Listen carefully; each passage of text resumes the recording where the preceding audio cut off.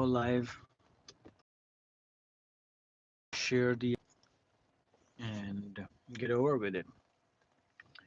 So recently there was this fight that happened between Andrew Tate and this guy Chase deMoor, right? And the problem with this fight, I mean, it was mismatched from variety of ways, but I also there was no need of such a fight. Um, at least from the perspective of like Andrew Tate. I don't know what he wanted to do, but it just did not make sense. You know, sometimes God has its own way, um, because it was not necessary. There was no purpose. You could just run an analysis. Like, then what? Even if he would have won, what difference would it had made? I don't think there is much. There was much to gain. You know, it was not a very serious fight anyway. If you would have won against Chase deMoor, so what? So instead of that, actually, all that energy, all that potential, all that experience that he has, actually, whatever he has, could have been put somewhere else where it could have generated a lot of productive stuff, or a lot of and I don't know why he can do so much of the stuff in the right sense. Uh, Maybe after this fight he might do, because some of the humility might have touched or would have come from this fight, um, which was maybe required otherwise. Um, you know, because so much can be done by him, like in the right sense, like the whole product that he started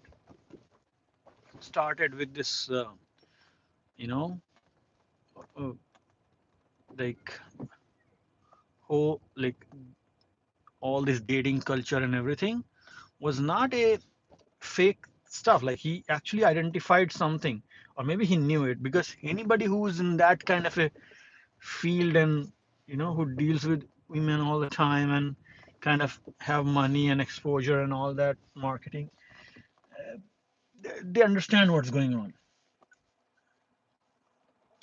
Anybody can understand, actually, if you have a little bit of money, then you can understand these things. It's just that most people are busy throughout the day, stuck in traffic, stuck at office in their cubicles, or stuck at their work. Or if they are not stuck, then they are stuck by inactivity, smoking. You know, like there are so many ways humans are just, particularly men, have just created a jail cell for themselves without being in there, which they actually have to um, fund from their own side, um, right? Nobody else is funding this jail also, right? For them, I mean, at least it's much better to go jail like by the government, or by your actual jail in the city, you know, than creating a jail for yourself. Regardless, I mean, that fight with Andrew Tate wasn't necessary. That's what I wanted to communicate, actually. It, it was such a worthless fight. And this also brings up an idea, which also I was thinking the other day, that most people think that, oh, I want this. Like, our desires are set up. We see things and we want things, but we never truly question, then what? Because there is a famous analysis called what if analysis. Most people do it, but nobody does then what analysis. Like, you have to also run then what analysis. Like, okay, I need a car, then what? I need a girl, then what? I have to go to the college, then what? Right? I want to graduate from this college, want to do this degree or this major, right? But then what? Then what analysis? I think that 98% of the population misses out. Then what? Let's say you get the girl. Then what? Okay. Let's say you become what you wanted to become. Then what? Then what analysis is also a very important thing. Like let's say Andrew Tate would have run this analysis, right? If I won the fight, then what? And I don't think that then what was properly thought out, because it wasn't as to what I see is there wasn't much to gain out of this fight, um, in general. And there is so much, like he's 40, 39, 40, right? He can do so much. Like he's so properly positioned for a market that is so ripe, and he actually figured it out. So there's nothing that I can say. Like he knows all of that stuff. But I don't know if he would have won. Then what? It's still something. I'm just thinking, and you see that fight. I mean, that fight looked so ugly, so ugly. Like sometimes, and that is the reason I'm saying like God has its own way. Uh, you know, uh, um, to kind of normalize things. Because that fight was so eh. And that's and also this brings a thought from the saying that once Habib said. Habib said, he said that after 35, don't come into the ring, right? Because if you can finish, someone else will finish you. So once you stop finishing, you should not get there. Like Habib, in my opinion, is by far the strongest man in our times. There is nobody in all the Western countries. I think I would not. I mean, in the entire West, there is nobody who can defeat Khabib. Nobody. He's the strongest man alive in our times, as per what we have seen him. Not just physically strong, but he is very much mentally strong, mentally smart, mentally wise, spiritually strong, emotionally strong. By far the best, I would say, human in the current times. I would say, I mean, the way we define humans, because nowadays work is also losing its value, right? So in the context of AI and everything, if I have to define somebody, I think Habib is by far the best role model in our times, and very, very strong, physically very strong. Nobody in the West can beat him, defeat him. He's really an undefeated um, U- UFC champion, and also undefeated, like all in all. And we should start appreciating people like that, because otherwise the West will always teach how to be um, crooked, basically, uh, and how it is good to be crooked. And on a long run, you just lose. One day your day comes and you lose. One day, the problem with the crooked and being bad guy thoughts and ideas that are floating these days, is that no matter how bad you become, one day you become weak.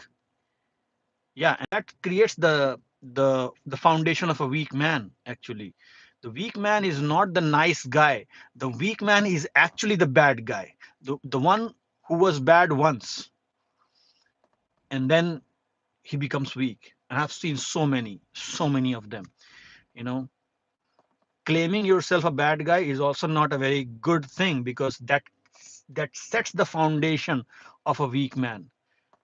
Weak man, like today's day and age, weak man is being taught by, even like I don't want to call names out, but the thing is that weak men from very reputed people in the West started have kind of claiming this idea of weak man. And the poor thing is that these ideas are being thrown in front of the 17, 18, 15, 16, 17, 18-year old kids who just do who have no sin yet in their account, right? Like how can we take that shit, right? um, it's just bizarre as to how I think. The weak man starts from the weak father. The weak man is not the nice guy on the street who just did some favor to somebody out of kindness, or did some extra tip, or opened the door for somebody. That's not a weak man, right? Weak man is the weak father first,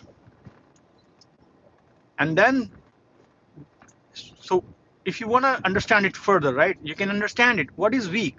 Weak father is somebody whose existence is whose existence cannot be noticed within the family. That's the weak father. Look, two of you are gone, but then that is okay, you know. I cannot say something that is widely um, in available in the main YouTube, because I'm not associating, right? That's not the goal here. What I'm trying to explain is that so much of uh, ideas are being thrown up on the young people by so-called, you know, strong people. They're not strong actually. Even you have to understand. So these young people have no fault in their account. Why are you like uh, just start making them as bad and start teaching these ideas? That's not the bad thing. Is a weak. Always remember, weak man is a weak father, and then the cycle goes. And women know these things like way better than men know. If like like that is another thing in our society. The women know everything, every fucking thing. The kind of war that women have fought against men is just mind blowing for me. Like I could never understand that. Like, you know, this whole um, you know, it kind of it will make you sad. I don't want to go in that direction actually. Like nobody should be like that actually, no matter how bad any man could ever do. If I were a woman, I would not do that. That's the kind of a you don't the person whom you sleep next to. It's just such a, the whole emasculation of men and babification of men. So basic, and there are so many similar thoughts, so many ideas that they run. Um, uh, uh, you should be very careful when you are dealing with women. If you're a young guy or anybody, right? If I have a, you have a son or a daughter, don't raise them like that.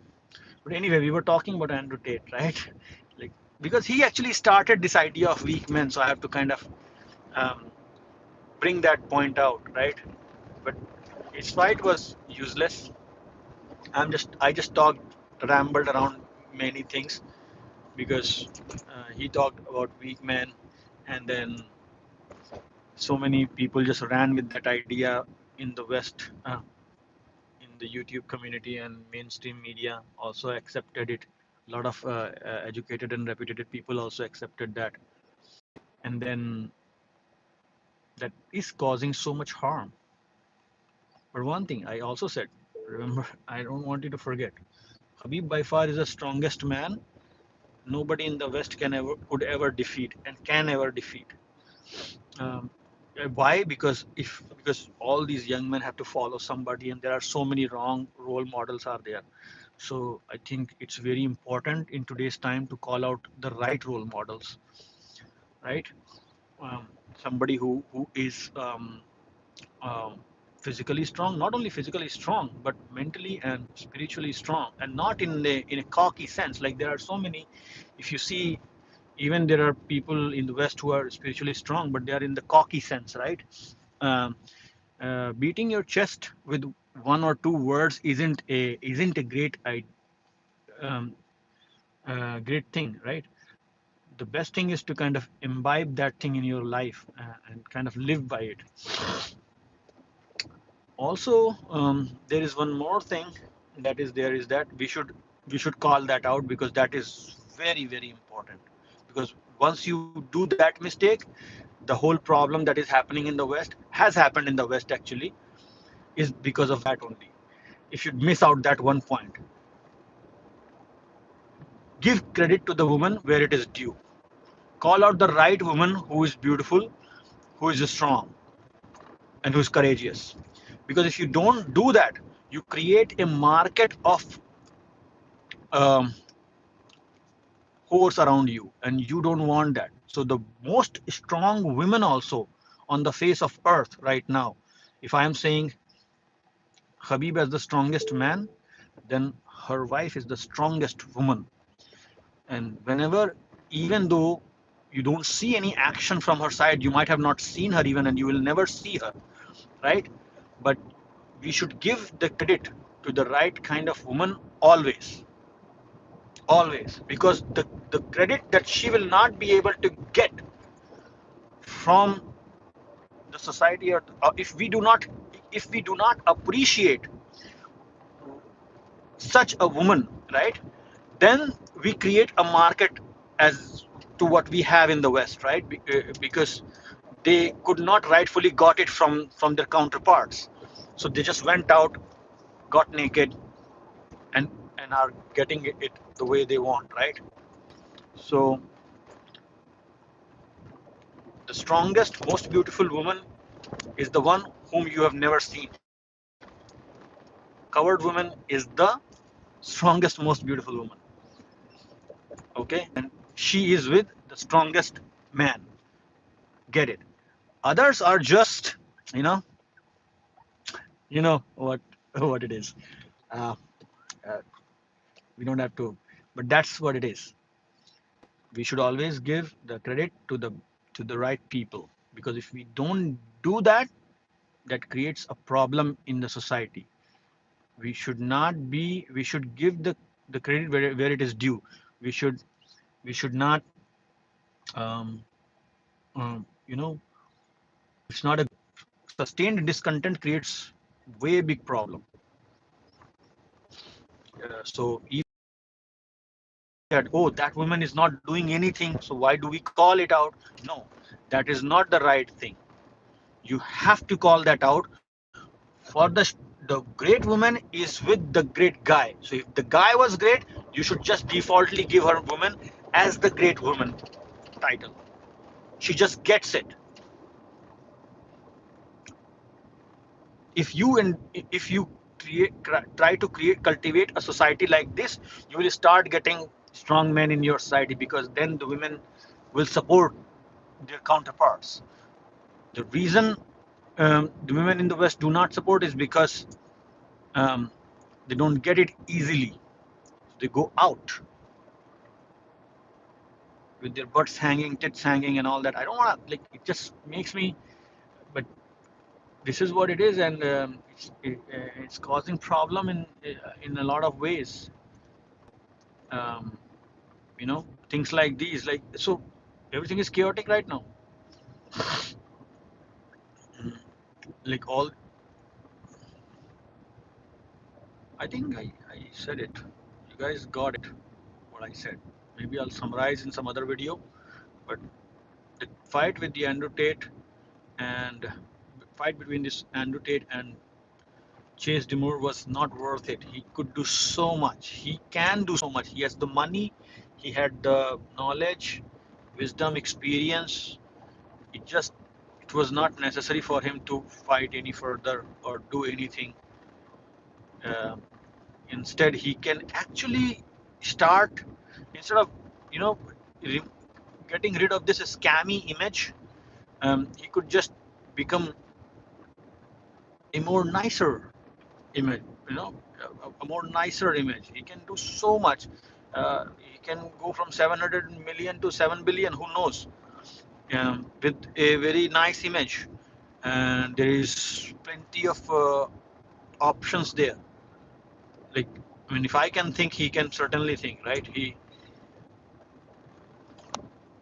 He started basically all this kind of weak men ideas and all these problems in this dating and all that. And nowadays, so many dating coaches have come up, right? All this dating and all that is also completely bullshit. And all these young guys actually So all the bad people, like 10 years ago, what the society told that what you should not become, and some, and then so they,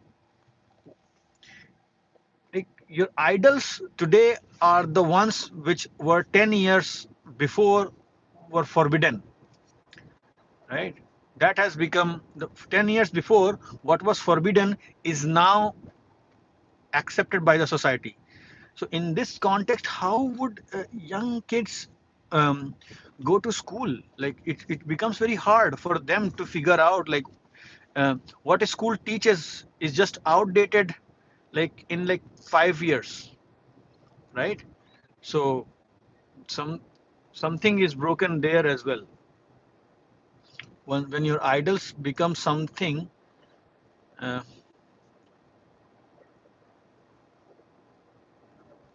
I mean, this is very convoluted stuff. I mean, I don't. I might have to go into the depth of it a little later because it kind of touches things which I think everyone should think from their own side first. If you are not on the same page as I am, you may not, immediately watching the video might not make you resonate with that. But you should think. You should look around yourself and just think about it. That is this something that you want your kids to kind of be exposed to, even though they might be coming as if they are helping, right? But and that is happening because there is a lack of community within West. So when there is no community, the right sources of te- the teachings are not coming from the right sources. The teachings are coming from anywhere, anybody, right? Um, like when porn stars start teaching you dating, then like you have to evaluate as a parent. Anyway, I think it's um, the sources from where the teachings are coming or whatever you are, even good information you are taking, take from somebody who create an environment around yourself which is driven by meritocracy, people who have done it with merit, right? um, which is, I think so many people have already talked about that also. It's just that again, in the capitalistic system, um, see, in capitalistic system prioritizes on the flow of money, okay? And whichever way it can happen, as long as it can happen and it improves, that becomes legitimate somehow with proper regulation and contracts and governance model. That can be made legitimate. That is what is capitalistic system. It has nothing to do with even any other stuff. Like it's just as long as you can improve the capital flow, the system will figure out work, how to make it work for you. Anyway,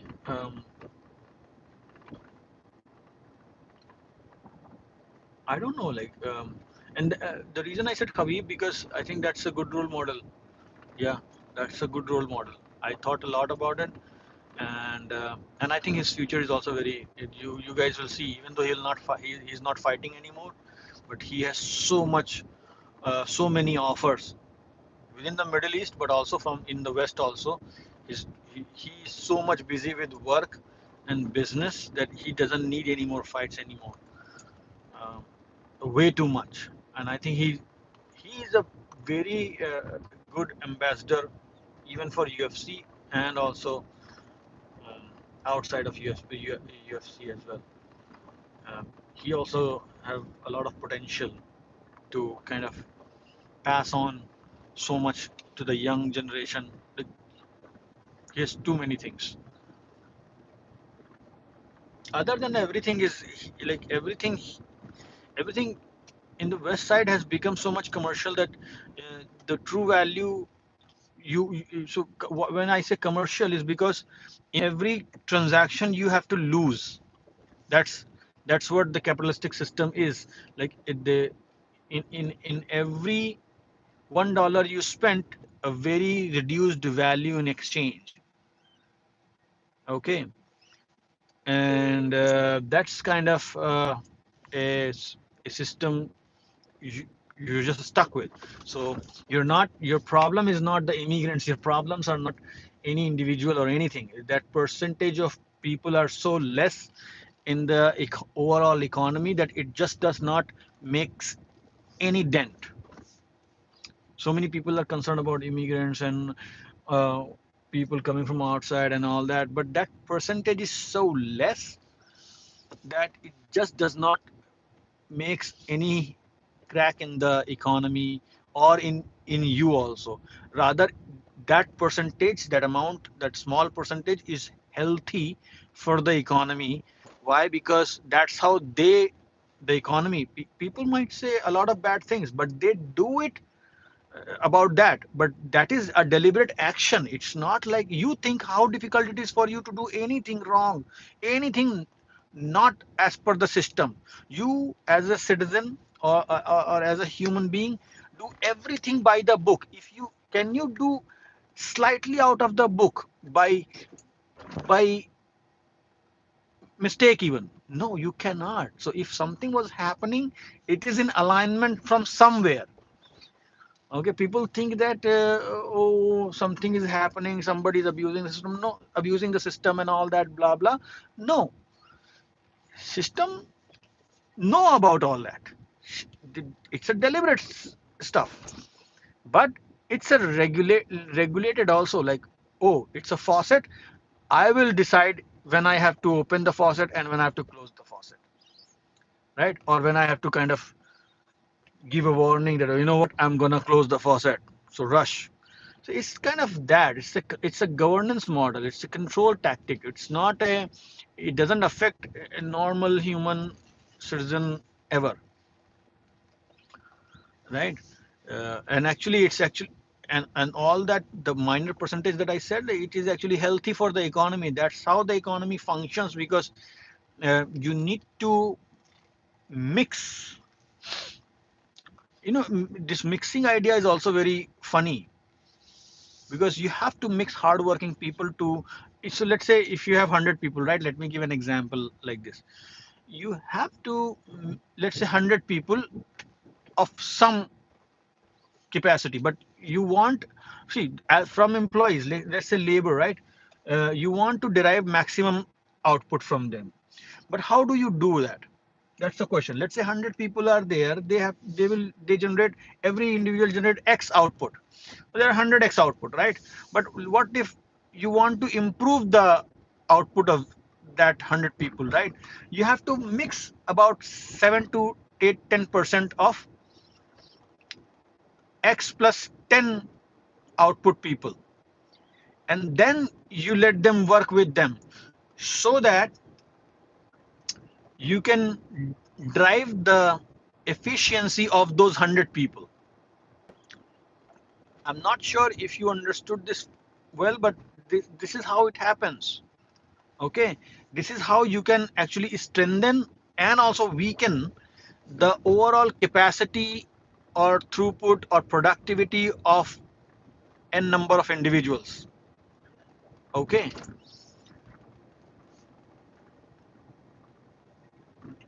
and you can reduce cost also. There are many things that work in a similar fashion, right? If you want to drive the cost down, let's say of 100 people, there are, everyone charges $10, right? And you want to drive the cost, you just mix in like 5, 7 people with who can work at like $7, and then you can bring down the cost of 100 people. So this is all mixing that is deliberately done to kind of have a more sustainable labor market. Okay, so and it helps the economy also, and that is why it is done. And it helps the companies also. It increases the reliability on the availability of the labor. So there's so many other things associated with it. So anyway, I don't know how we came to this thing, but I think we crossed 30 minutes. It's too much for now. um, yeah, we'll summarize the ideas of this video in some other videos. Bye bye.